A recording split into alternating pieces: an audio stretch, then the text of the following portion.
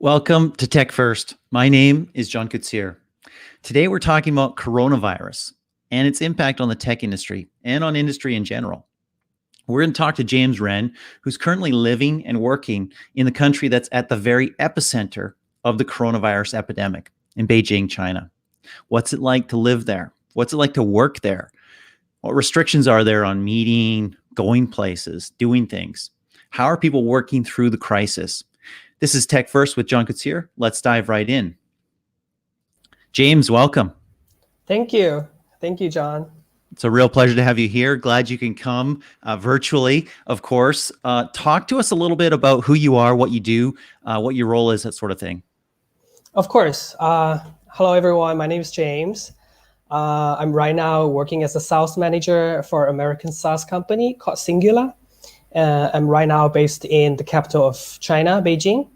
My primary goal from my job is actually to help Chinese mobile publishers to promote their apps or games to global market by leveraging Singular's tool. So talk to me a little bit about the last, I guess, month, maybe a little bit more. What's life been like? Actually, this event happened a little bit before the Chinese New Year, which is the biggest holiday of China. And it's been over a month already. I think that the lockdown of the whole city of Wuhan just released like 3 days before the Chinese New Year. And I was in San Fran actually for a company event.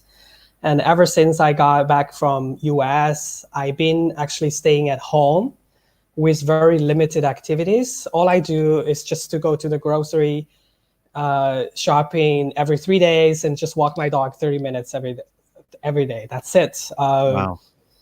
It's very difficult. So what's the if you've got work meetings, if you've got things that you need to do, you're doing that all remotely? Sorry? So if you have work meetings, you've got to call somebody, you were going to meet somebody or something like that. You're just doing that all remotely now? Right. Speaking of that, so first of all, the national holiday lasts for 7 days, but because of the coronavirus, actually the government decided to extend the national holidays to 2 weeks.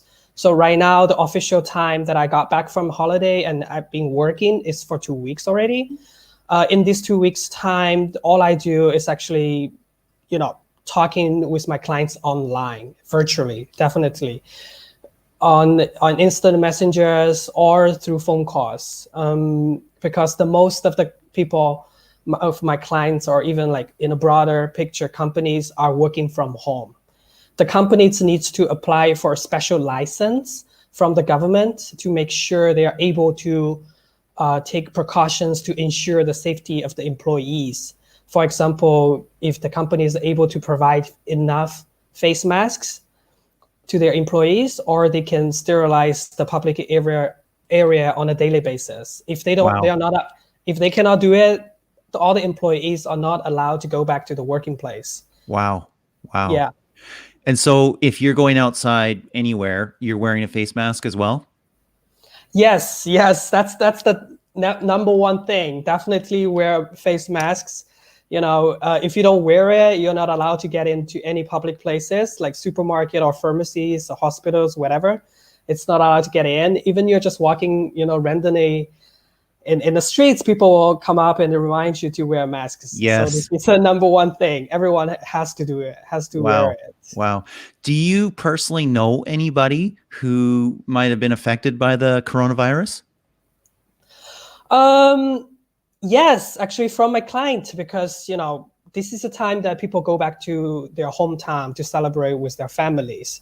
So I talked to my clients actually, and some of them happen to be the residents of Wuhan. So right now, it's the epicenter, like you said, of China. This is the worst place to be right now.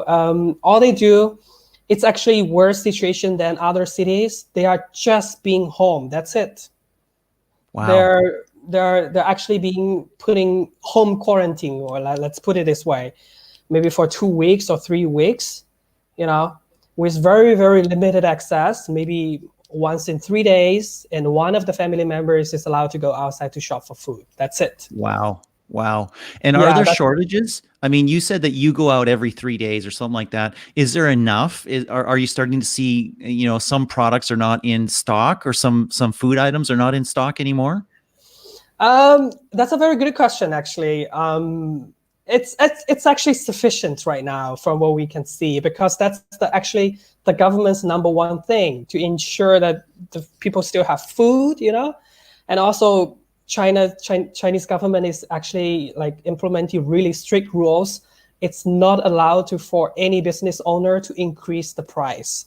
Oh, wow. It's not allowed, and a lot of people are, putting a huge increase on the face masks, and they got to sentence, and they put them in jail. So this is strictly not allowed. So they're trying to maintain as it is supposed to be. That's good news. There is definitely price gouging going on here. I've seen it on Amazon. I've heard people, they're going to the store, and face masks are very popular right now as hand sanitizer, other things like that as well. And they've seen the prices jump 10x or 5x or something like that. So that is definitely going on, at least in the States, and I think in Canada as well. I live in Vancouver, Canada, and so we've definitely seen some of that here. So I think it's sold out worldwide, face masks. Yes. Yes. It seems like China has a handle on the spread of coronavirus right now, based on the numbers that we're seeing. Can you talk about that a little bit? Have you seen that? Sorry, can you come again? No worries. We are using the internet all the way over to China right now. And it's pretty busy because everybody's doing their business online. So probably a little challenging. It seems like, based on the publicly released numbers, China is getting a handle on the infection rates, at least locally in China. Does that seem accurate to you? It is true. It is true, actually. I was, because it's public news all over the internet, and you can easily to check how many, what's the number of the patients in your city, maybe even in your neighborhood. They make this information public. So from what I can see, it's actually, other than Wuhan, the central city where this virus was firstly being found, is still severely affected by coronavirus. But other than that, like major cities like Beijing, Shanghai, it's actually quite okay. Beijing in total, the numbers of the patients have ever been detected and treated in Beijing is 400. Okay. So since the day one, it's 400 patients has been found and treated here in Beijing, which is actually relatively low. It's very low. I mean, Beijing is a huge city. Obviously, there's more patients in Italy. Exactly. Please bear in mind, Beijing is the biggest city in China with a population of over 30 million people. So it's incredibly low. And so that by saying that, all the hospitals are actually equipped and they have enough people to take care of the patient. Yes. So, and if you look at the global scale, actually it's even worse in Korea. Korea right now, they have patients of 5,000. Right. So, which is like, seriously, if you just compared to the other province of China, it's already ranked at number 2, right after Wuhan. Yes. Wow. Wow. So you're living and working from your home base right now. You've got good quality internet at home, which is useful. It makes it worthwhile. I'm guessing there's people who maybe don't have the best internet. I'm guessing that the internet is probably getting pretty busy as well. We heard that Zoom is getting super popular, all kinds of video conferencing. I'm sure there's plenty of local solutions as well for video conferencing that you're using. Are you seeing congestion on the internet because everybody's using video calls? Yes. I think this kind of online video calling or conferencing is all of a sudden become a very popular thing. Even right now, schools are closed physically, but they are still trying to give classes online. So it makes the video streaming such a demanding thing to have. Other than Zoom, which is quite popular among the business sectors, we also have some local vendors coming from Alibaba and also Tencent. So basically, and also ByteDance, they provide really good solutions for an online videoing, and also they can even create a virtual conference rooms. So imagine that your colleague is actually just sitting next to you, but over the internet. You can Yes. easily talk to them. Yes. So yeah, it becomes really trendy, and everyone is actually quite equipped with that. I want to ask you if you feel like this is going to change business long term, and maybe for people who can do remote work, enable more remote work. But before I get to that, I want to ask, what's it like doing business entirely online, entirely via video call? Is it as effective? Is it more challenging? Or is everybody just kind of coming together and saying, hey, this is the new reality, this is how we're working, and we're going to make it work? What's the experience like for you?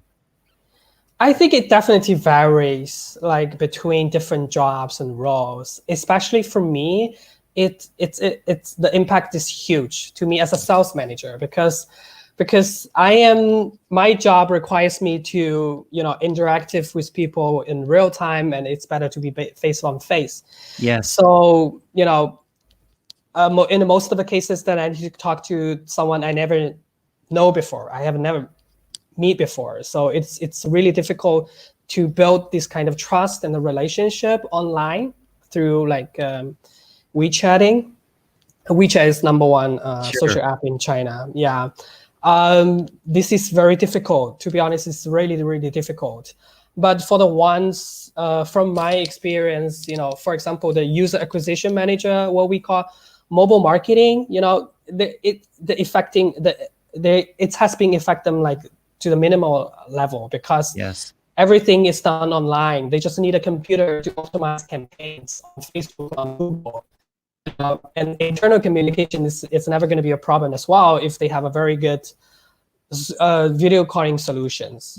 But other than that, I mean, because we are working on a virtual business, what we do is it's applications, mobile games. So we don't really need a lot of human interactions. Everything's happened online, so it's really good.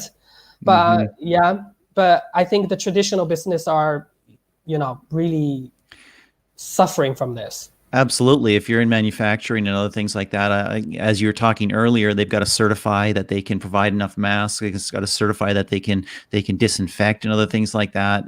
Even so, they're starting up slowly, and we're seeing the impacts on Apple. We're seeing the impacts on Samsung. We're seeing the impacts on a lot of other products as well. I think China is 20% of the world's trade, right? It's a big global partner for a lot of countries, so it's significant. Do you think that this will have an impact on business long term? I mean, we already see things in North America, and I'm not sure how much it's happening yet, but people are saying, don't shake a hand. Instead, do a fist bump, or don't even do that. Do a greeting like this or something like that. Or do you think that this is going to change business long term, or do you think that things will go back to normal in a few months? I think things will go back to normal, because it doesn't really how the world operates or runs, completely on internet. That's not how we actually live our lives. It's impossible not to go back.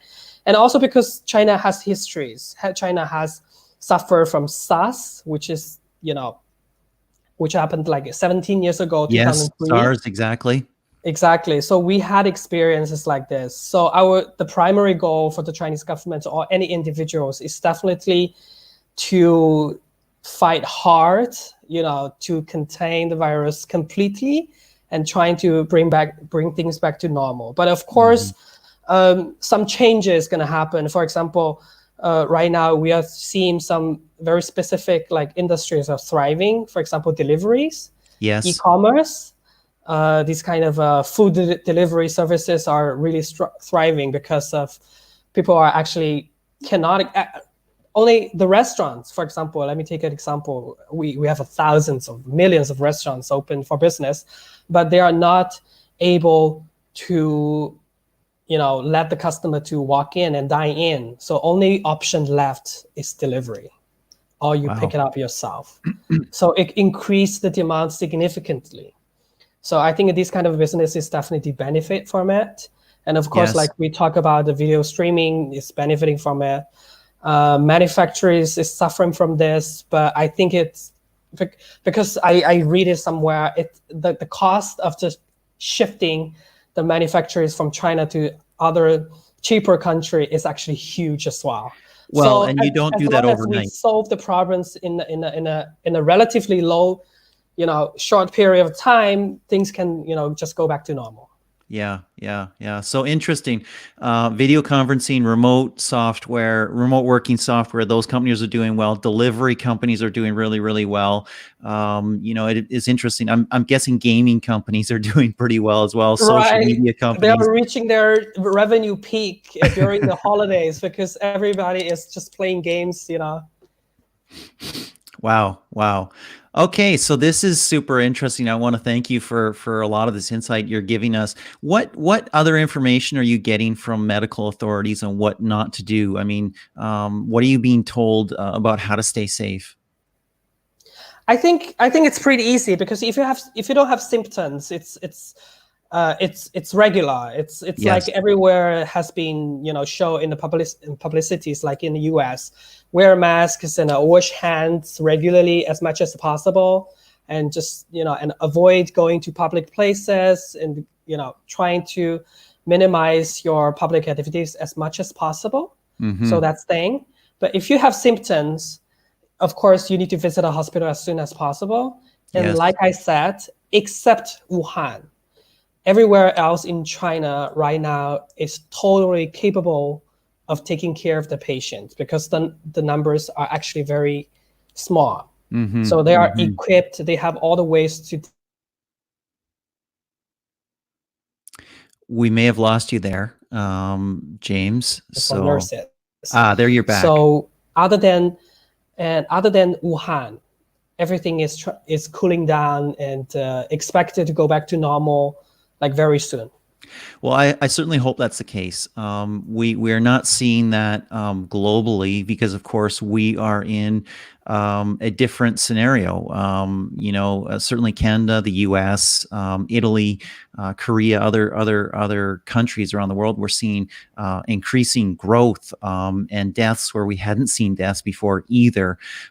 So hopefully we can learn a little bit from how China has dealt with this, and hopefully be able to solve it very, very soon. I lost you for a little bit there, James. The internet was I'm back. down for half a I'm moment, back. but you look like you're back. That's awesome.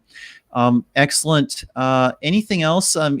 You talked about how it's hard to do business. How is it personally and maybe socially? I mean, with you and your family, I mean, do you get together? Do you see each other, or is it all WeChat and video? Everything is based on WeChat right now. For me personally, I'm coming from a city next to Shanghai, so Beijing is not my hometown. Yes. So it's my second home. So I don't get to see my parents every day. And because of the situation, I didn't visit them during Chinese New Year as well. So Yes. it is very difficult. I haven't seen them for a while. So, and my social life has been minimalized to a like certain degree. I Yes. don't see people anymore. Most of the public places are closed. Cinemas, shopping malls, they are all closed. Wow. Nothing Wow. much is happening outside anyways. Yes. So Yes. just doing everything from home and online. And that's interesting as well because there's been people talking about symptoms of social isolation, psychological things, sociological things that just you're not seeing people anymore. You're not interacting with people anymore. You don't hug people anymore. You may not see your parents or your near relatives, your family, other things like that. Hopefully things change. Hopefully we beat this thing very, very quickly. I suspect on a global scale, though, there's a lot more work to go through before we get there. James, I Right. want to thank you for being on Tech First with me. Thank you. Thank you for having me. Thank you for joining us on Tech First. My name is John Kutsier, and I appreciate you being along for the ride. Whatever platform you're on, please like, subscribe, share, comment, or all of the above.